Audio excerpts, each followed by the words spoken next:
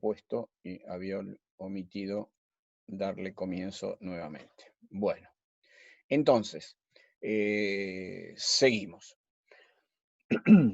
Eh, Les decía entonces que Carrió, este jurista que fue miembro de la Corte Suprema en el retorno de la democracia, gran filósofo del derecho y demás, retrató la polémica en materia de interpretación como la polémica formalismo versus realismo. Polémica que según Carrió tenía dos aspectos, un aspecto lingüístico, un aspecto relativo al lenguaje y un aspecto lógico, un aspecto referido a lo que podríamos llamar el cierre del sistema en cuanto a digamos, las posibilidades de resolver los casos no previstos en el sistema, es decir, las famosas lagunas del derecho. Respecto del lenguaje, ¿cuál era la pregunta clave? Que ustedes, yo les pido que conserven como guía para interpretar, valga la redundancia, a las escuelas de interpretación. ¿Cuál es la guía? Se preguntaba Carrió, ¿es el lenguaje del derecho un lenguaje técnico o formalizado? O si se quiere, económico desde el punto de vista semántico. ¿Qué significa esto? Ustedes recordarán lo que vimos en la unidad 1 en materia del lenguaje con respecto a las posiciones del Círculo de Viena. Lo vimos en la unidad 1 y lo retomamos en la unidad 2 cuando analizamos primero con la profesora Calvo en la unidad 1, después con la profesora Calafate en la unidad 2, cuando analizamos primero el lenguaje, después los conceptos jurídicos fundamentales, haciéndonos cargos de la proposición del Círculo de Viena acerca de que para hacer ciencia había que tener un lenguaje restringido en sus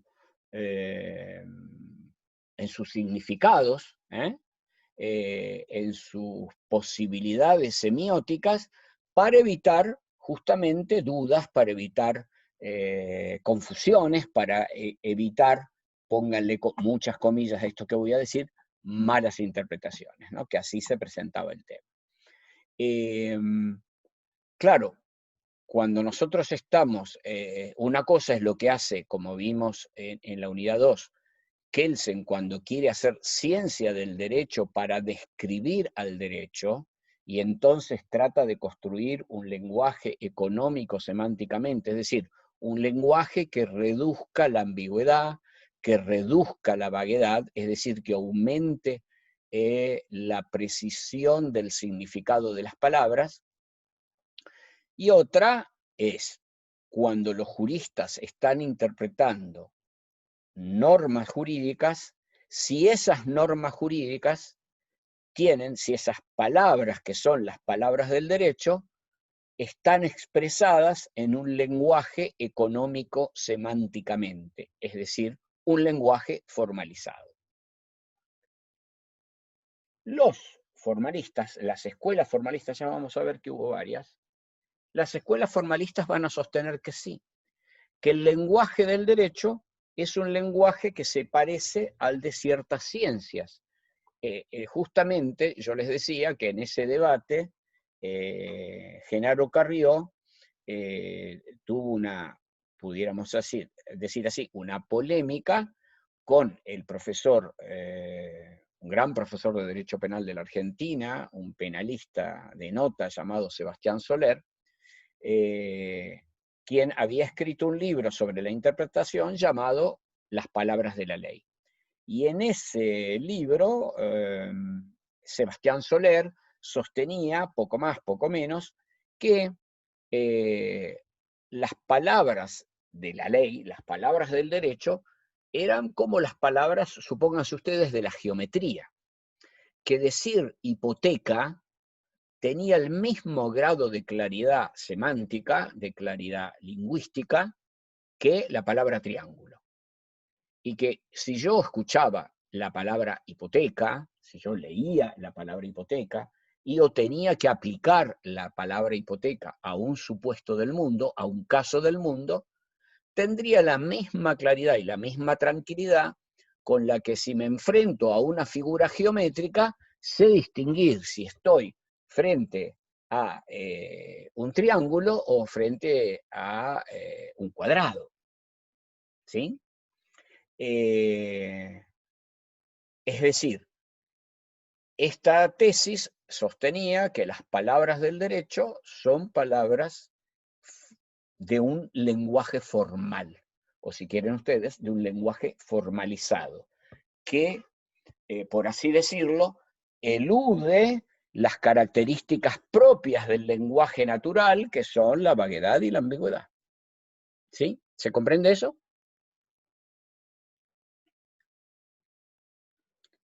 Bien. Por favor, lo que les dije el otro día. Yo veo aquí casi siempre los sí. Me gusta ver también los no y los pedidos de aclárelo de nuevo o trate de decirlo de otro modo. Creo que esto es bastante claro, pero por las dudas voy a reiterar siempre eso, vale para mí, para todas las profesoras y todos los profesores de la cátedra. No se queden calladas, no se queden callados frente a la duda. Para eso estamos y el propósito de las clases es hacer este ensayo de comprensión. Así que de una parte, los formalistas dicen esto: las palabras del derecho son palabras técnicas, son palabras económicas semánticamente, palabras que nos dejan frente a los casos del mundo con la misma certeza que nos dejan las palabras de la geometría, por así decirlo, de una manera gruesa. De la otra parte, el otro lado de esta disputa, el otro lado de este debate, del otro lado de este debate están los realistas, formalistas versus realistas. Los realistas van a decir, por el contrario, que el lenguaje del derecho es el mismo lenguaje ordinario, el mismo lenguaje de la calle, vamos a decir, el mismo lenguaje que se habla espontáneamente, porque para que recordemos, el lenguaje llamado ordinario es el lenguaje espontáneo, el lenguaje que se autogenera en la cultura de cualquier pueblo a partir de su lengua, que en definitiva su lengua es esa producción cultural espontánea, ¿no? Es decir, esto es como una especie de looping, ¿no? El derecho siempre, el lenguaje es una especie de autoproducción, es autopoiético como los sistemas sociales, porque en definitiva es justamente el instrumento de la producción de sociedad. Y ese lenguaje, entonces, dicen, es natural, y por ende padece de vaguedad, de ambigüedad y de textura abierta. Y como yo les dije ya en alguna oportunidad anterior, cuando repasábamos alguna cuestión de la unidad 1, y supongo que también se los dijo la profesora Calvo, no está bien decir padece como yo acabo de decir. Porque vaguedad, ambigüedad y textura abierta son características del lenguaje que paradójicamente hacen que el lenguaje funcione. Porque, como vimos con el idioma analítico de John Wilkins en la unidad 1, la vaguedad es un resultado de que nosotros, para poder entendernos con el mundo, tenemos que reducir la complejidad del mundo. Que no le podemos poner un nombre a cada cosa individual del mundo. No puede tener un nombre cada gota de agua, no puede tener un nombre cada árbol, no puede tener un nombre cada elemento del mundo, porque si así fuera, no nos podríamos entender. Si nos podemos entender es porque reducimos la complejidad del mundo.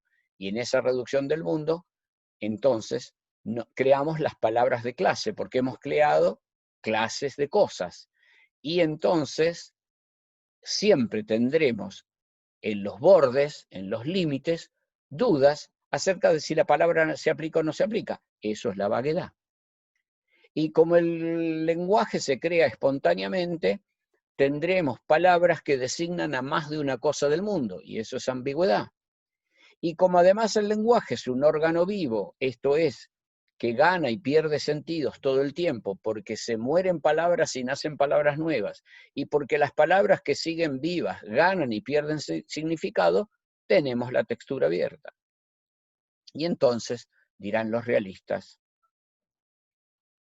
los jueces al interpretar, contrariamente a lo que dicen los formalistas, no se encuentran frente a un material claro y distinto, indubitable, como quien se encuentra frente a un triángulo. Se encuentra frente a una figura lábil, podríamos decir, una figura cambiante. Esta es la primera parte de la polémica, que se refiere a la cuestión lingüística. La segunda parte de la polémica se refiere a la cuestión lógica, les decía a ustedes, relativa al sistema. Y aquí la pregunta sería, así recordemos, la primera pregunta es si las palabras del derecho pertenecen o no pertenecen a un lenguaje formalizado. En el caso de el área lógica de esta discusión, el nivel lógico de esta discusión, que es relativa al sistema jurídico, como les decía, la pregunta es, ¿prevé el sistema jurídico? Acuérdense que estamos hablando de cualquier sistema jurídico, no del sistema jurídico argentino. Después vamos a trazar alguna peculiaridad respecto a esto, respecto del sistema jurídico argentino, pero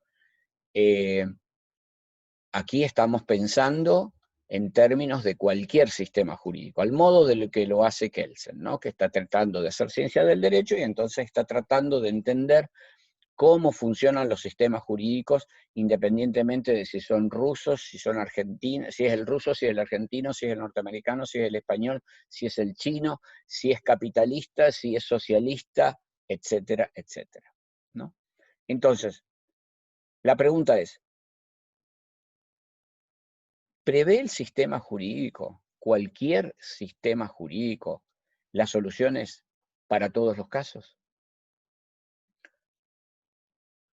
Esto es, se traduce en, ¿poseen los sistemas jurídicos lagunas o no? ¿Qué es una laguna? Bueno, la inversa de lo que estamos diciendo, ¿no? Una laguna en el derecho es laguna, ¿se acuerdan que en la unidad inmediata anterior explicamos que el término fuentes del derecho era un término metafórico para referirnos a los lugares de producción del derecho, los modos de producción del derecho? Y usábamos la expresión fuentes, que proviene fundamentalmente de la hidrología, para referirnos a esa peculiaridad, ¿no?, de la producción del derecho. Aquí nuevamente usamos una metáfora, o se usa en el derecho, no es que lo usamos nosotros, porque en realidad se ha usado siempre, una metáfora nuevamente hidrológica, que después la vamos a rescatar de nuevo invertida con Carlos Cosio,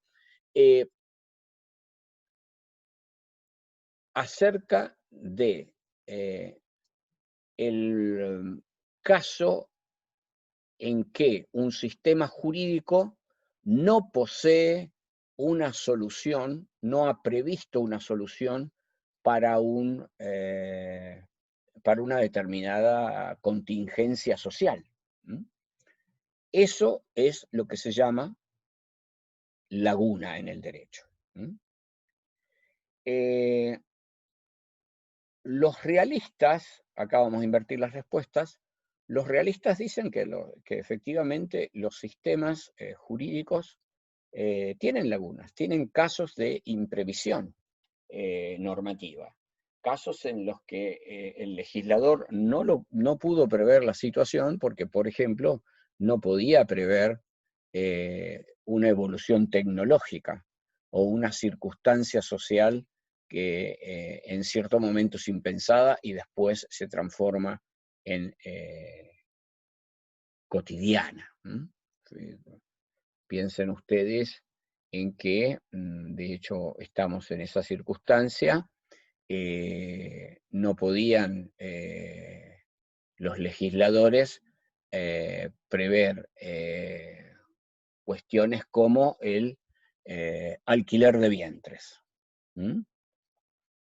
O porque no existía en su momento siquiera el pensamiento de la inseminación artificial, el pensamiento, la tecnología. En realidad deberíamos decir así, no existía el pensamiento y ni siquiera la tecnología, por ende. Es decir, y así pudiéramos seguir y encontrar muchos supuestos que los que el jurista no puede preverlo, o los legisladores no pueden preverlo, simplemente porque está más allá de los lindes culturales de la época. Y sin embargo, pasa un tiempo, se transforman las cuestiones tecnológicas, se transforman las condiciones sociales y aparecen nuevas situaciones que no tienen, digamos, previsión normativa expresa. Los realistas, vuelvo a decirles, dirán que las lagunas existen. Los formalistas dirán que no, tal el caso de Kelsen, por ejemplo, en el sentido de que responderán a que, un minuto que admitimos gente en la sala, responderán que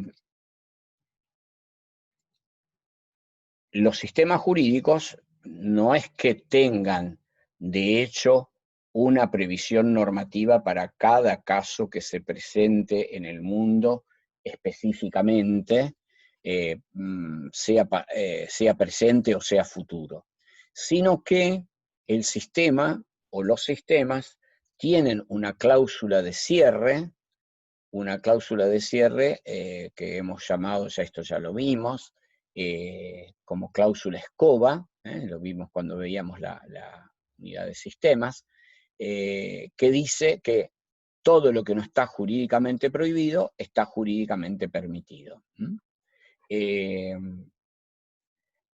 Esto será sostenido, por ejemplo, por Kelsen, les decía recién. Un autor mexicano, García Maínez, dirá que en rigor no es que todos los sistemas por necesidad lógica tengan esta cláusula de cierre. No es que necesariamente todo sistema, por el solo hecho de ser un sistema jurídico, tiene esta cláusula como una especie de derivación lógica. Vamos, si tengo un sistema jurídico, el sistema jurídico comprende necesariamente esta cláusula escoba, esta cláusula de cierre que me dice todo lo que no está jurídicamente prohibido está jurídicamente permitido.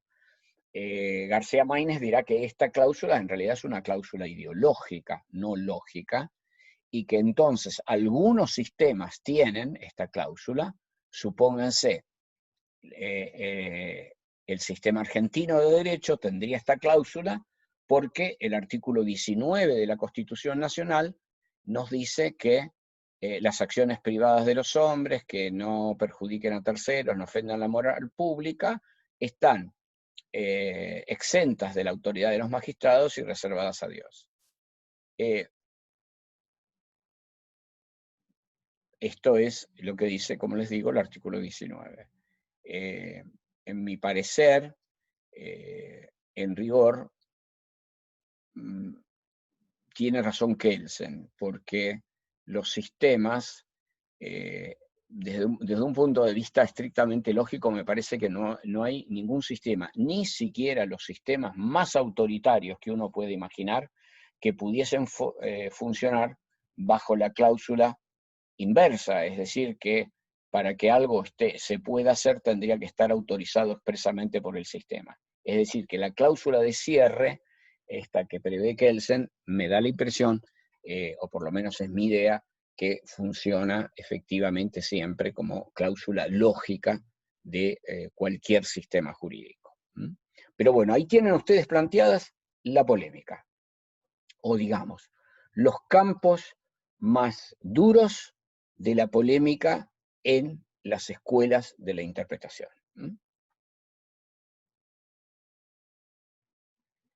La primera escuela de la interpretación, a ver, les voy a hacer aquí una breve referencia. Yo les voy a remitir o le vamos a subir a la PETCO un breve documento sobre los glosadores y los posglosadores. Los glosadores y los posglosadores son dos escuelas que se dieron a partir del siglo XI en Bolonia, en la escuela de Bolonia. Fíjense usted, justamente, o quizá no sea muy casual, que sea justamente esa la ciudad de Umberto Eco, ¿no? Les decía, en el siglo XI se funda justamente en Bolonia la primera universidad de Occidente. Hacia el 1070 aproximadamente se funda la Universidad de Bolonia, que es una, como se decía entonces, una sociedad de estudiantes con sus maestros, ¿no? que da origen a este concepto de la universidad en Occidente, y se funda alrededor de estudios de derecho. En esta universidad va a surgir el movimiento llamado de los glosadores, que son los que van a rescatar, esto ustedes seguramente lo deben estar viendo, lo habrán visto colateralmente en derecho romano, van a rescatar el corpus iuris civilis, digamos, la recopilación y codificación de Justiniano, del siglo VI después de Cristo, y estamos hablando del siglo XI, 500 años después, iniciando un proceso de recuperación de aquella antigüedad clásica que de alguna manera va a rematar 3 siglos después en el Renacimiento, va a rematar en todavía un poco después, o a partir de este momento, en el proceso que da origen a la modernidad, es decir, a un cambio muy radical en la manera de pensar, muy definitorio, que a su vez dio origen a los estados modernos como los que tenemos hoy, bien, estos glosadores, vamos a decirlo sintéticamente, se ocuparon de recuperar, como les digo, el corpus iuris, realizando lo que pudiéramos decir una especie de traducción al latín de la época, al latín, recuerdan que estamos hablando de 500 años después, con el recurso de lo que se dio en llamar la glosa. Justamente por eso se los llama glosadores. La glosa eran textos interpolados en los textos del corpus, en los que los maestros, Irnerio, el primero de ellos, van a, de alguna manera, como les decía recién, traducir la obra de Justiniano. Pero traducir con un método que se suponía era poco menos que literal, gramatical. Acá ya aparece esto que yo les digo de la discusión acerca de la interpretación en el derecho entre formalistas y realistas. Si uno tuviera que clasificar el modo de pensamiento de los glosadores en una época en la que no se hablaba de formalismo y realismo, por supuesto, ¿no? Esa es una forma de hablar del siglo XX, y ahí estábamos en el siglo XI, en el siglo XII, perdón, en el siglo XI comienza la Universidad de Bolonia, ¿no? Es decir, un poco más tarde aparecerá la escuela de los glosadores. Y los glosadores lo que van a hacer, o en lo que se van a fundar, sin declararlo, porque, miren, todavía no tenemos lingüística, todavía no tenemos semiótica, todavía no tenemos teoría de la interpretación. Nadie está hablando aquí de problemas del lenguaje. Aquí quiero decir, en el siglo XI en Bolonia. Mucho después, justamente en Bolonia, en el siglo XX, sí, se fundará una escuela de semiótica de la cual Umberto Eco será así como la figura descollante, pero en el siglo XI nada de todo esto, ¿no? En el siglo XI se hablaba del trivium y el quadrivium, que eran los estudios que se realizaban al interior de la iglesia, ¿no? Y que van a dar origen a los primeros estudios que nosotros hoy llamaremos universitarios, como consecuencia de la conformación de esta manera de enseñar que nace en Bolonia, a la que llamamos universidad y universitaria, porque se conforma esa sociedad, esa universitas, entre estudiantes y profesores. Y en esa época, ya les digo, no se habla de interpretación literal o de interpretación libre, habida cuenta de que no existe el desarrollo de un pensamiento sobre el lenguaje tan elaborado y tan pormenorizado como el que tenemos hoy y como el que podemos utilizar hoy. Aunque ya San Agustín había hablado del lenguaje y de la función del lenguaje en su relación con el mundo, pero esto no quiere decir que tuviéramos esa escuela. Luego de los glosadores vendrán los posglosadores, y los posglosadores, en cambio, sí trabajarán de otro modo. Sus trabajos, que son muchos de ellos trabajos sobre las glosas de los glosadores, introducen un elemento de creatividad, introducen un elemento, si quieren ustedes, de pragmatismo en la interpretación, que nos permitiría, salvando nuevamente las distancias, decir que así como clasificaríamos a los glosadores como formalistas, pudiéramos clasificar a los posglosadores como realistas, ¿no? Esto siempre les pido con mucho cuidado, con buena, digamos, con buena distancia, la distancia que tenemos en el tiempo. Este movimiento de glosadores y posglosadores dura 4 siglos, pero deberemos esperar hasta comienzos del siglo XIX, es decir, un gran salto temporal todavía, para encontrar la primera escuela de la interpretación en el derecho propiamente dicha, una escuela que tiene claro que hay un proceso de interpretación en el proceso de aplicación del derecho y que propone un método para hacerlo, un método que va a ser conocido a secas como el método jurídico, y que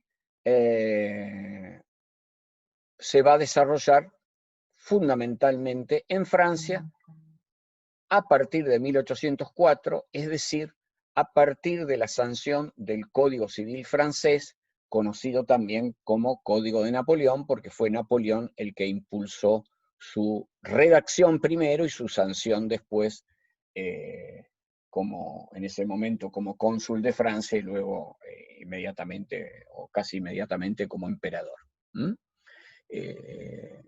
Cuando sanciona el código todavía cónsul, después ya cuando comienza la aplicación ya se ha autocoronado emperador.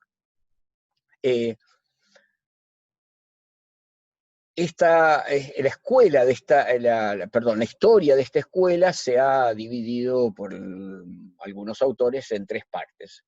Una primera parte que va de 1804, la sanción del código, hasta 1840, que es conocida como la etapa de la fundación, de 1830 a 1880 como la etapa del apogeo, y de 1880 a 1900 como la etapa de la decadencia, que está marcada de alguna manera su terminación, o por lo menos el abandono del predominio de la teoría de la exégesis como teoría de la interpretación en el derecho, con la aparición de la obra de un gran filósofo del derecho y civilista francés llamado François Génie, quien escribió un texto sobre la interpretación, el método de interpretación del Código Civil, que se transformó en una especie también de libro de consulta y de libro de referencia que marcó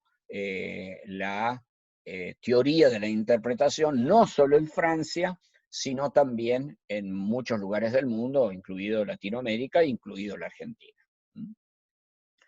Hay que decir que la escuela del exégesis es una escuela positivista, que tiene una mirada fuertemente estatal y legalista. Y ustedes rápidamente se darán cuenta por qué es esto. Es estatal y legalista porque la escuela del exégesis surge de la Revolución Francesa. ¿Y qué pasa en la Revolución Francesa? En la Revolución Francesa se crea el Estado de Derecho y se crea, como dicen algunos autores hoy, el Estado de Derecho legal. ¿Qué significa esto? No es una redundancia decir Estado de Derecho legal, sí y no. Veamos primero el no. No lo es porque el Estado de Derecho significa fundamentalmente que hay un Estado en el que los poderes del gobierno del Estado resultan limitados por el derecho. Recuerdan que yo les decía en la clase anterior que aparece esta limitación en Inglaterra con la revolución de Cromwell y finalmente con la llamada Revolución Francesa de 1688. Cromwell es 1841, es el único periodo de república que tiene Inglaterra, hasta 1688, en que se reimpone la monarquía, pero se impone ya la monarquía limitada, la monarquía constitucional, que va a ir progresando en Inglaterra lentamente, ¿no? Cuando los Estuardos son repuestos en el poder en 1688, el rey en Inglaterra en 1688 todavía conserva muchas funciones y mucho poder.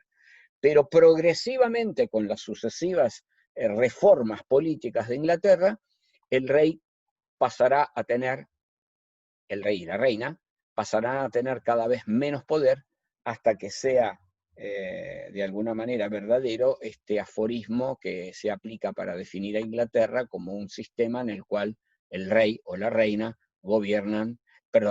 reinan pero no gobiernan.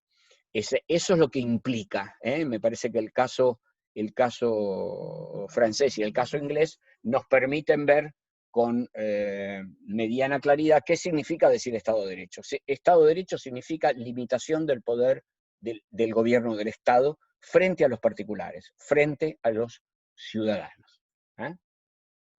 En ese marco se quiere transformar la sociedad. Y para transformar la sociedad, que tiene costumbres que provienen del viejo régimen, del régimen monárquico, del régimen aristocrático, del régimen de clases, es necesario cambiarlo, según la visión de los revolucionarios franceses, a través de las leyes. Uno de los instrumentos fundamentales del cambio de la sociedad francesa será el Código Civil de Napoleón. Y entonces saben los revolucionarios franceses, sabe Napoleón, saben sus juristas, que si se libra la interpretación del código a los jueces del sistema judicial francés, la mayor parte de los cuales está formado en el viejo régimen, pertenecen a la clase alta y poseen la ideología de esa clase, entonces la revolución fracasará, la revolución estará muerta, y entonces, ¿qué imaginan estos autores? Que hay que limitar el poder de los jueces, que el método jurídico debe consistir en un procedimiento prácticamente mecánico y lógico.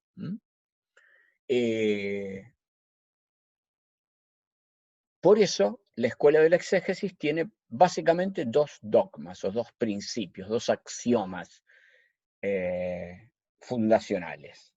El primero, negar todo valor del derecho, de derecho a la costumbre. La única fuente de derecho es la ley. La única fuente de derecho es la ley. Es decir, el único creador de derecho es el Estado. Retengan esto para que vean diferencias con otras escuelas, como por ejemplo la alemana de Savigny, 50 años después de esto. Primer dogma, entonces, se niega todo valor de derecho a la costumbre. Y segundo, se niega al juez toda función creadora del derecho. ¿Por qué? Porque el juez no tiene que decir nada adicional a lo que dice la ley. El juez no tiene que explicar la ley. El juez no tiene que llenar lagunas.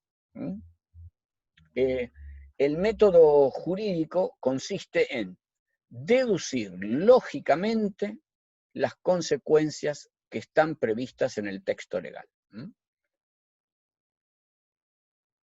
Cintia, que repita los dos principios. Los dos principios son, primero, ahí se está Perdón, discutiendo. Jorge. Sí. Queda menos de un minuto y se está poniendo el Bueno, mismo problema que hoy, que no se te bueno, escucha. cortemos aquí, tomen un vaso de agua, yo tomo un poco.